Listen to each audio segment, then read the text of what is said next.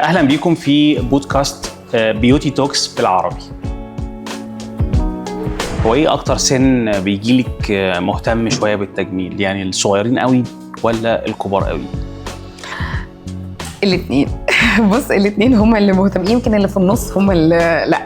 يعني الصغيرين قوي اللي هما البنات اللي في العشرينات او التين ايجرز لا مهتمين جدا بالسكين كير، وطالع موضه الكوريان ويقول لي ها ده اللي استخدمه ولا ده.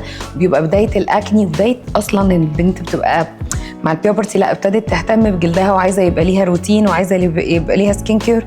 دي اللي بتهتم، ده اللي هم جين زي دلوقتي المفروض. فعلا. اوكي.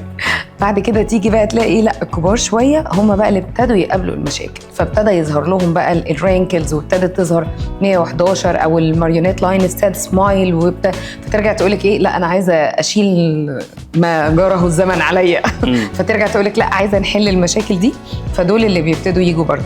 الجيل اللي في النص ده بقى حسب الاهتمامات بتاعته، في ناس لا فعلا بتهتم بجلدها وبتبقى كين انها عايزه تحافظ ان ما يحصل لها شرينكلز، فبتبتدي تشوف ايه اللي تقدر تعمله علشان ما تقابلش مشاكل وجلدها ما يعجش. وفي ناس تانية لا مش في دماغها وتستنى لما المشكله تحصل وبعدين يبقى ربنا يحلها.